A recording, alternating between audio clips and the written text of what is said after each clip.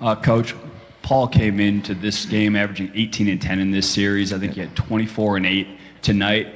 Just throughout these 5 games, has he been even more invaluable than maybe you even thought coming into this series? I wouldn't say more invaluable. I think we came into this knowing how impactful he could be with this lineup and then playing so much small ball. And you go back to the regular season matchups. So he's been phenomenal, but it's not surprising for any of us. Obviously, we have looked to feature him more, get him more touches. And, tonight was another example of him taking advantage of that. So, 13-year vet, a lot of games under his belt, and he is stepping up when we need him to step up.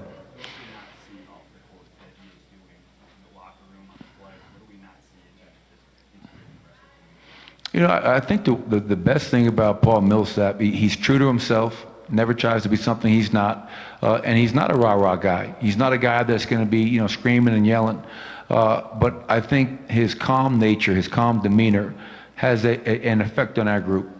Young team going through all this for the first time, and when you can look to a 4-time All-Star with 90 playoff games under his belt, that's reassuring. He's the kind of the calm for our team, and I think that has a tremendous impact on all of our young players.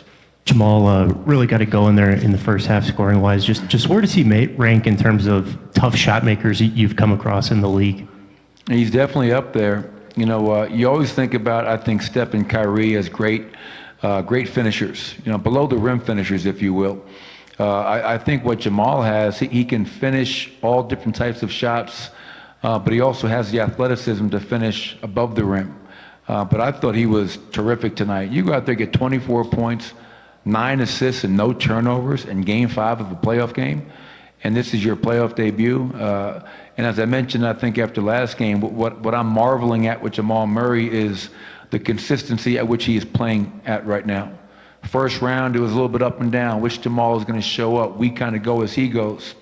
In this playoff series, that's what I love about our group. Our guys are connected. You can tell by watching us play how much we care for each other, and that's probably one of the things I love most about our group. Not to take the conversation away from basketball, but you spoke pregame about the shooting a lot, and that you thought you'd be able to keep your mind focused on the game when it started. I'm wondering if you caught yourself drifting at all, or if you thought about the shooting at all, whether it was during the game or halftime, or you were able to kind of block that out. Yeah, I was, to be honest, Harrison, really able to block it out. Concentrate on the task at hand.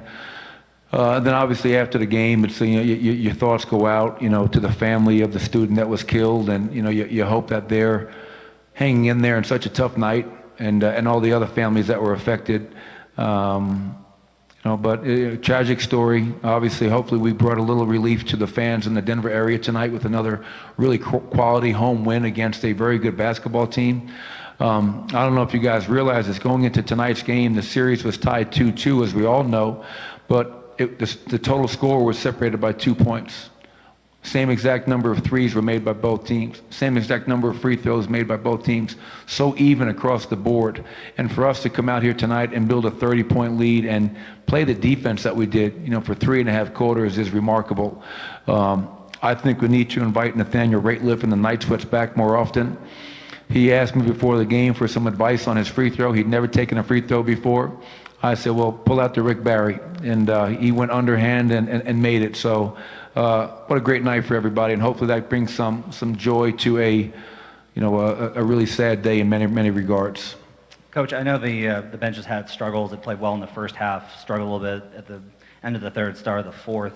But Nikola was in until 3:50 with a pretty sizable lead. Can you go through your thought process on what you felt was important about keeping him in until the foul out? Yeah, they cut it down to 20 or 22, and I always get nervous about taking guys out too early. Obviously, it's a very delicate balance for him, for Jamal, for any other starter that's in the game that late. You don't want anybody getting hurt, but I just didn't. I really loved the first 3 quarters. That fourth quarter was really tough to watch and sit there as they continue to kind of eat away at the lead and make threes, and we turned the ball over and we didn't get back.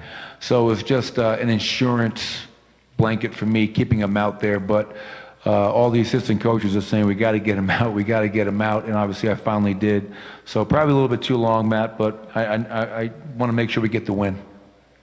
Coach, your defensive presence in the paint tonight, whether that was just sticking a hand in there when they were driving or getting the rebound, how important was that for you guys to get off on the right foot? Last two games, I think we've done so much better of a job in terms of defending the paint. There have been many games where they've had high 50s, low 60s in the paint, and I think that's back-to-back games where they've been low 40s, which is a much more manageable number. And then you talk about the three-point defense, 10 of 37. All the guys that played tonight deserve credit in that regard. And it's hard because Dame and CJ are coming at you. They're attacking. So you have to pick them up and have great one-on-one defense, but there's got to be help behind it. We felt the last couple of games, too many blow-bys and easy layups. And we wanted to be different tonight. We wanted to make sure there was help behind that drive and make them have to finish some tough shots.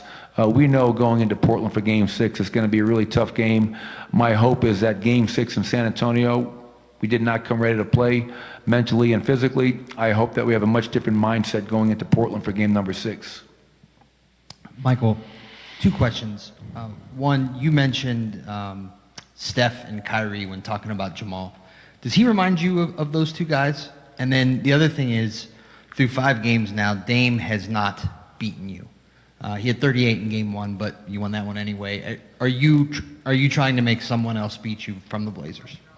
I would say regarding Jamal and the Steph and Kyrie comparisons, Jamal's his own player. He's his own individual, and I don't want him trying to be anyone else except him. I want him to be the best Jamal Murray possible. I reference those guys in regards to their ability to finish, and I think Jamal has some of that same ability, but Jamal's a completely different player, and I love him, and I'm thankful that I have the relationship I have with him and know that he's going to be here for a long time. The second question was, no disregard to anybody else on the roster, he's our best player. And when you watch the 5 games against OKC in that first round, he dominated that series. Big shot after big shot. And I think anytime you're playing against a team in the playoffs, like we tried to do with DeMar and LaMarcus in the first round, you game plan to take that guy out. And, we guarded him really well in the regular season, and we've guarded him really well in 5 games now. And, like Terry said, he's missed some open shots, but I think you have to give our defense some credit. After 9 games, regular season and playoffs, the fact that we've defended him at the level we've defended him at. I'll say this once again, though, because he's a great player. He's an all-star for a reason. He's capable of scoring 50 in Game 6, and we're well aware of that. So we have plenty of work to do. We're not done yet. Michael, 2 questions. Did you take exception to the flagrant on Jokic? What did you see there? And also, you touched a little bit briefly about the mentality this team needs going to Game 6. What do you think they've learned from that first Game 6 in San Antonio they can take into this one? Did not really get a good look at the flagrant, to be honest with you, so I'll have to look at that. But the referees looked at it, they called it, so they took care of that on the court. And I think for us, what we learned in Game 6 is San Antonio is not just going to roll over because we're up 3-2. Portland is not going to roll over because we're up 3-2 and we've won 2 games in a row. They're going to fight. Just like San Antonio, they have a very good home court record. We have to bring the fight. We have to bring the physicality, the attack mindset, and be ready to play from Jump Street. We did not have that in Game 6 in San Antonio, and hopefully we learned our lesson and we'll have it, in 2 days from now. Thanks, everybody. Appreciate it. Thank you.